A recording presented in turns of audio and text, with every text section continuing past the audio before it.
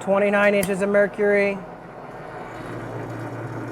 and 29 inches of mercury. I'd say that's pretty damn close to perfect.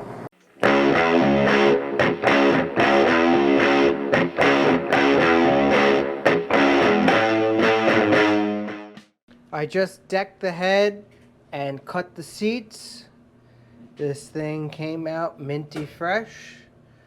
I'm going to hit the exhaust ports to clean this up a little bit more without touching anything really. And we're gonna get it on the assembly bench and start putting the cylinder head together, guys. I'm sure for a lot of you guys, this is the moment you've been waiting for. We are going to assemble the cylinder head for our STX 340. And this is not something we've done before on camera. I'm not gonna do everything on camera because it's very time consuming, but just give you the basics of what we're gonna do here and how we're gonna assemble it. This has been fully cleaned. It has been decked, the seats have been cut, and the exhaust valves have been cut. I'm putting brand new intake valves in here. First thing that I want to do is install the base washers. Here are the base washers that come with the racing spring kit. You can see they're a lot thicker, and that's gonna go on the intake side. Now the exhaust side is gonna get these thin base washers here, and I'm going to install them the same. Here you can see the base washers down in there. Nice and flush. Looks good. Next thing is the valve seals. And I'm going to use the green generic valve seals here. I have a little tool here. So it goes in the top of the seal like that, and you push it right on. Now I'm going to grab 4 intake valves. Like I said, these are brand spanking new OEM.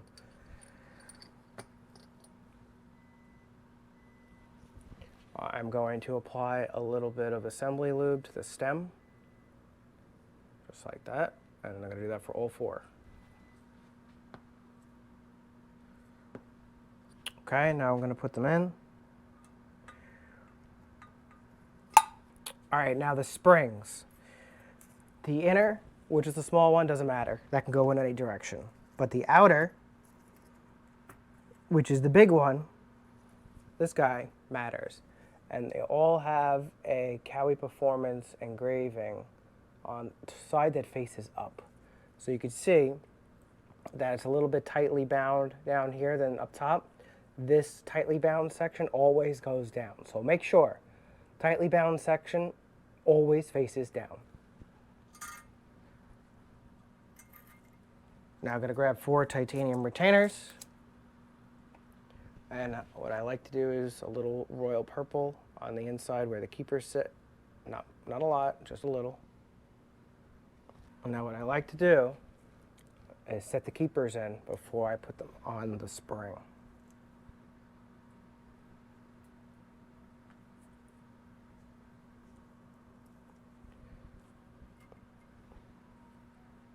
Here you can see 1, 2, 3, 4. Keepers are in there, and now I'm going to install them.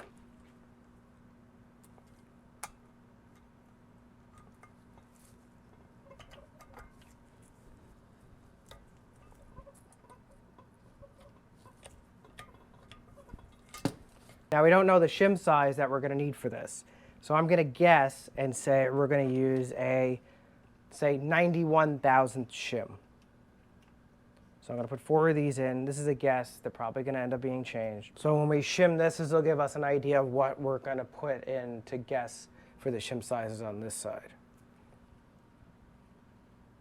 So you're always going to be blind the first time you do it. So I'm going to put 4 buckets on here.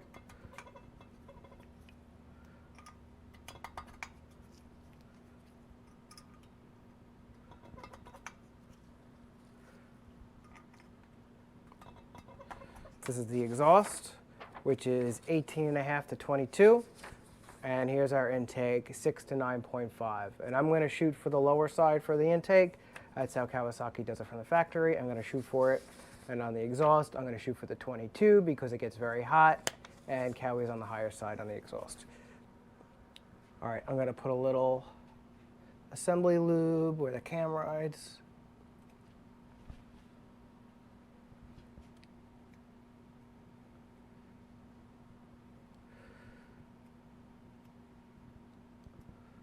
Perfect. Here's our intake cam, all nice and clean. All the galleyways are blown out. Okay, everything looks good here. All right, so I'm gonna line these two lobes perpendicular to the buckets here, just like that. All right, here are our dowels. They look like this, and there's two of them, and they go on the exhaust side only. Okay, snap them in just like that. And here's our cam cap. I'm gonna lay down. Good, just like that. Now I'm gonna take some screws.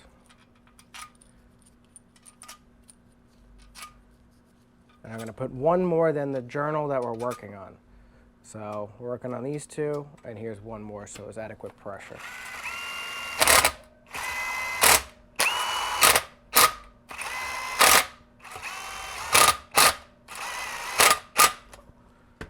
Okay.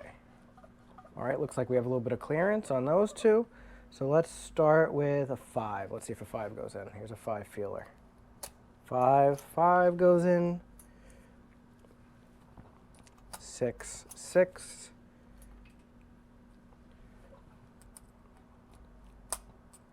7 just goes in. 7.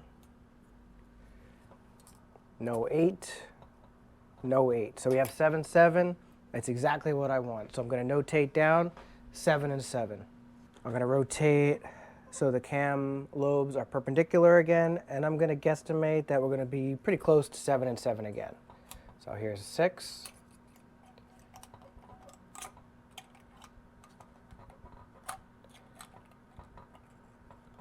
Okay, 6 goes in. 7 goes in.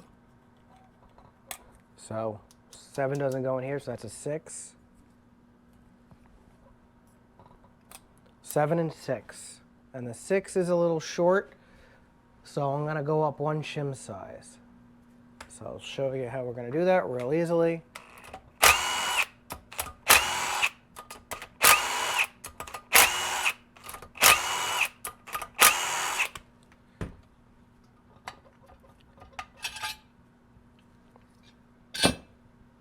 Okay, move that to here. So that was the 6 here. So it's a 2.3, which was a 91. So we're going to go to an 89, which is a 2.25.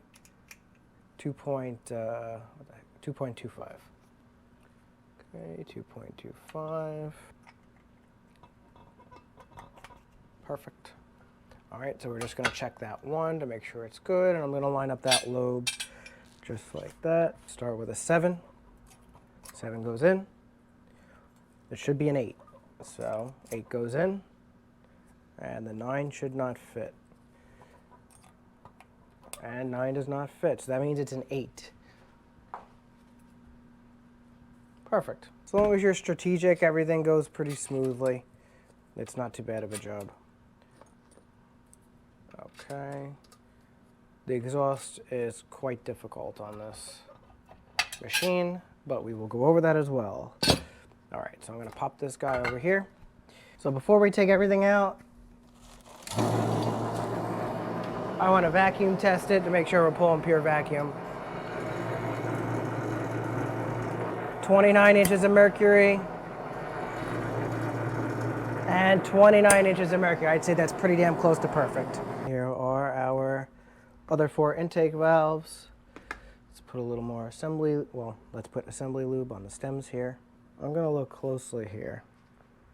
And if you look at the keeper, right there, you can see it's flush. You can see it's flush, and if you hit it with the pick, it's flush. So here, I can barely see that one. That one, also flush. That one, also flush. This one is grabbing a little. But it just looks like there's a little spot on the keeper. So, since it's a final assembly, this won't be coming off. You want to make sure that these keepers are in there perfectly, absolutely perfectly. Otherwise, you will drop a valve and you will be screwed. So you want to make sure this is perfect. Now let's do a vacuum test and make sure we're at least pulling 29 inches of mercury.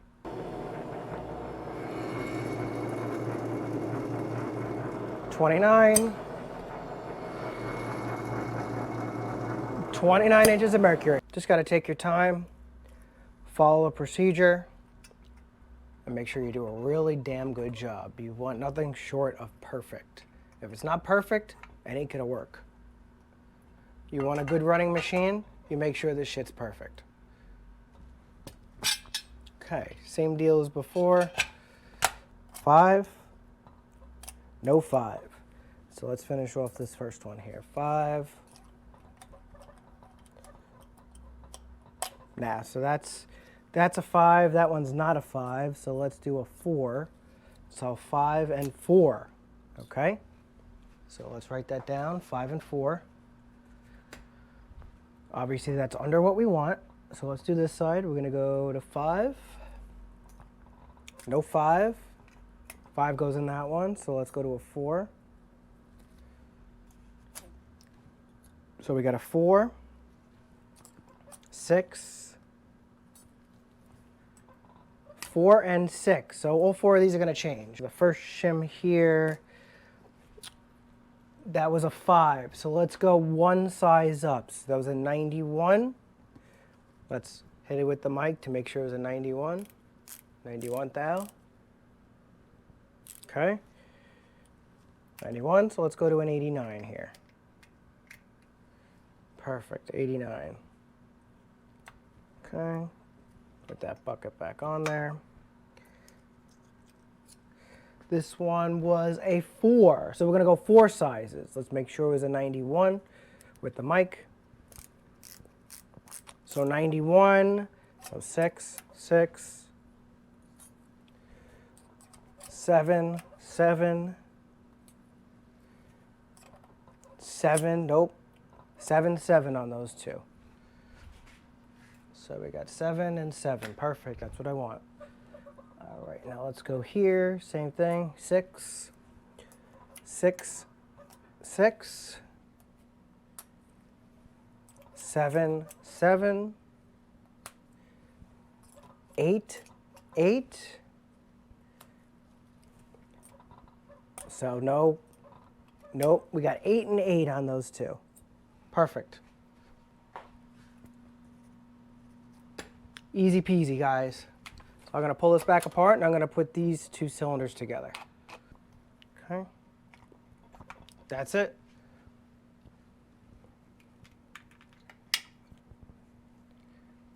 Intake side is done, guys.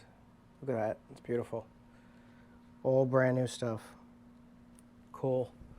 So now we're going to flip this baby around and start doing the exhaust. Here are our exhaust valves that were cut. Cool. I'm going to flop the paperwork over for the exhaust. Now the exhaust is a lot more complex because we're shooting for 22,000s. It's not easy like the intake side. So a lot of people struggle with the exhaust because of how large of a tolerance there is with the feeler gauge. It's hard to feel. So we're going to do the best we can to show you how to properly do it. So same deal. Let's put assembly lube